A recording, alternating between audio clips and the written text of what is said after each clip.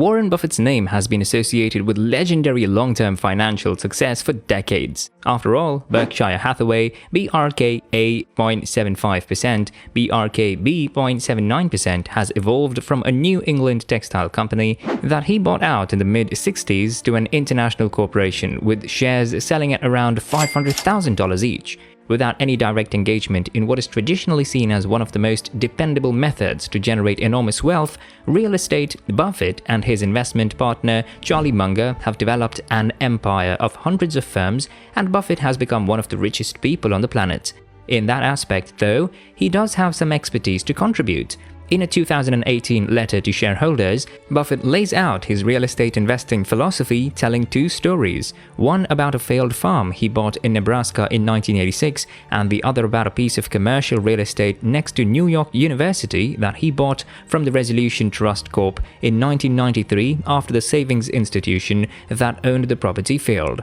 Buffett obtained a fantastic deal on both sides and has delegated the specifics to his investing partners, who are specialists in managing Nebraska farms and retail assets in New York City, respectively. For years, both assets have delivered consistent, if not spectacular returns, and Buffett, who has visited the farm twice, said he expects that to continue for many years. He also makes several key points that any real estate investor might benefit from.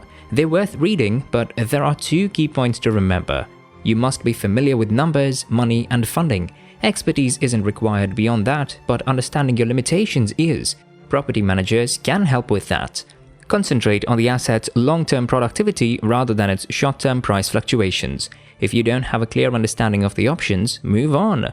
Though the profits will not be remarkable, the two investments will be stable and comfortable holdings throughout my lifetime and afterwards for my children and grandkids, Buffett writes in the letter. A lengthy time is the ideal time. Over the years, Buffett has made it apparent that he is unconcerned about getting in first, hitting home runs or market timing. He seeks out good businesses with similarly solid potential in industries and businesses that he is familiar with.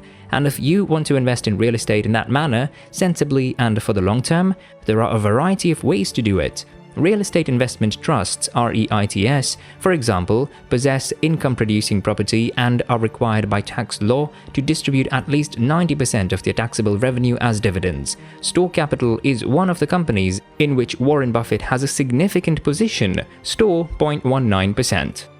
This retail REIT was founded in 2011 and received a significant boost when Warren Buffett purchased $377 million of its stock in 2017, accounting for 9.8% of total outstanding shares. Before the pandemic, Store stocks outperformed both the S&P 500 and Berkshire Hathaway in terms of total return. It hasn't rebounded as well as the other two, but patient owners should expect to be rewarded again in the future, while now earning 5.25%. There are several ways to follow his counsel. Other than actually owning real estate, there are other ways to invest in it. You can invest in a home builder such as D.R. Horton or a retailer such as Target that owns a lot of land they use. Alternatively, companies like Realty Mogul and CrowdStreet allow you to invest in crowd-funded projects. You can also invest in tax-advantaged investment pools such as qualified opportunity funds or make your own hard money loans to developers. If you want to actively collect passive income and buy and hold real estate assets, whatever channel you select, you can't go wrong with Buffett's advice from his 2018 letter: keep things simple and don't swing for the fences.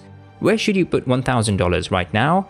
You'll want to hear this before you make any kind of real estate investment. The Motley Fool's team of real estate specialists and analysts has unveiled the top 5 best REITs under $49 for individual investors right now. The report is also available for free. Over the last 20 years or more, REITs have routinely outperformed the stock market. With the recent announcement of our top 5 preferred REIT investments, we feel now is an excellent moment to invest. Real estate is valued more precisely than other assets. Munger made a lot of his early money in real estate, which is interesting. Despite this, neither he nor Buffett have expressed a strong desire to invest in Berkshire's money in real estate. Buffett justified his choice by stating that most developed real estate is correctly priced at the majority of the time, making it impossible for a value investor like him to identify underpriced deals. Of course, as we all know, the US housing market became historically expensive after 2002, resulting in the 2008 financial crisis, which supports his theory to some extent. According to Buffett, the extreme competitiveness of the real estate market is to blame for the scarcity of low-cost properties. Although real estate is not a commodity, many of the major real estate investment trusts use the same methodologies for pricing commercial real estate in major cities, making it difficult to discover excellent value property. He went on to say that true bargains in the property market only appear when there is a disorderly collapse in real estate finance. When there aren't enough investors prepared to commit cash to real estate, large mispricings emerge, but these occurrences are uncommon. Furthermore, as Munger pointed out, Berkshire has no real competitive edge in this sector. We have no competitive edge over seasoned real estate investors in the sector, and we wouldn't have if we were operating as a partnership with our own money. And if you operate as a company like ours, which is taxable under Chapter C of the Internal Revenue Code, you have a whole layer of corporate taxes between the real estate revenue and the use of the money by the real estate owners.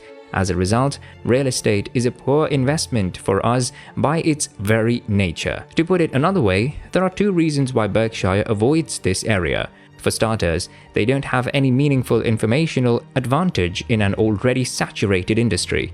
Second, investing in real estate is inefficient from a tax viewpoint. REITs, on the other hand, are free from several taxes if they transfer 90% of their earnings to shareholders. So it's simple to see why Buffett and Munger prefer to stay within their own circle of competence when these two big variables are combined. Buffett, who still lives in the same house he bought in Omaha in the 1950s, is a stickler for minimal overhead.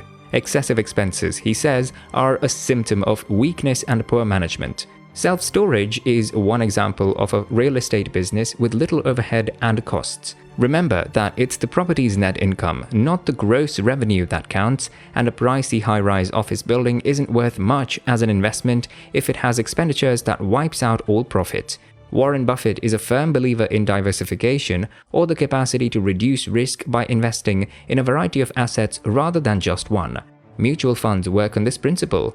This generally refers to holding various assets scattered across different geographies in real estate. As a result, it favors real estate industries with lower entry prices and the capacity to manage from a distance.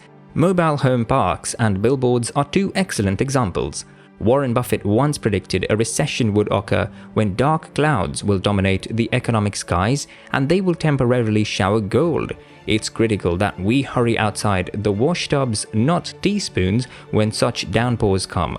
The key is that you must be prepared to place large bets when the opportunity arises. You don't want to be overly careful, but you also don't want to be overly cautious. You must have faith in yourself to back up your instincts. When others are greedy, be afraid. When others are afraid, be greedy. That's one of Buffett's most famous phrases, and it sums up his views on being a contrarian, which essentially means going against the grain and not following the crowd. In real estate, this simply means buying something that is now out of style and waiting for it to become fashionable again. Retail and accommodation are now the most hazardous choices, but that may be too dangerous post-COVID, because most Americans are put off by mobile home parks owing to their stigma, which is slowly diminishing. They have traditionally scored high as a contrarian approach. Number 1, keep a close eye on your finances. Don't take chances with your hard-earned cash. I never advise anyone to invest in ventures that have not been authorized by me. Investing in such enterprises is just too risky. If something goes wrong, you may never be able to reclaim your investment money. Always put your money in an area you're familiar with, or do some research on the place and go there many times on different days, weekdays, weekends, and at different times, morning, afternoon, evening, late evening, to get a sense of what happens there. Make sure you finish your assignment. Do not put money into a builder's first project. The chances of a project never being finished or being delayed for an extended period of time are quite high. Don't buy anything just because your buddy bought it and suggested it to you. Number 2, make long-term investments. If you can hold a property for 5 to 10 years, it's a good investment. For plots and commercial assets, a longer time horizon, greater than 5 years, is advised. Don't invest in real estate for a short period of time, less than 3 years, just because a buddy did and got a high return. Number 3. Buy from reputable and trustworthy builders. Look for contractors that have been in the business for at least 5 years and have a track record of delivering high-quality work on schedule. The importance of consistency in project execution cannot be overstated. Try to meet with the builders as promoters. You'll get a good sense of the company's professionalism. If promoters are unavailable, as is often the case with major builders, speak with senior management or directors. Don't invest just because you spoke with a salesperson. Always search for builders who are willing to work with customers. Several builders have begun hosting monthly engagement events for both current and new clients. These activities provide an excellent opportunity to evaluate the builder. Number 4. It's preferable to purchase a magnificent home at a reasonable price than a reasonable property at a reasonable price. It's better to acquire a fabulous company at a fair price than a fair company at a wonderful price. Don't be hesitant to pay a premium for a fantastic home, excellent construction, location, and builder. You won't be sorry, since a well-built and maintained property has tremendous future appreciation and rental possibilities.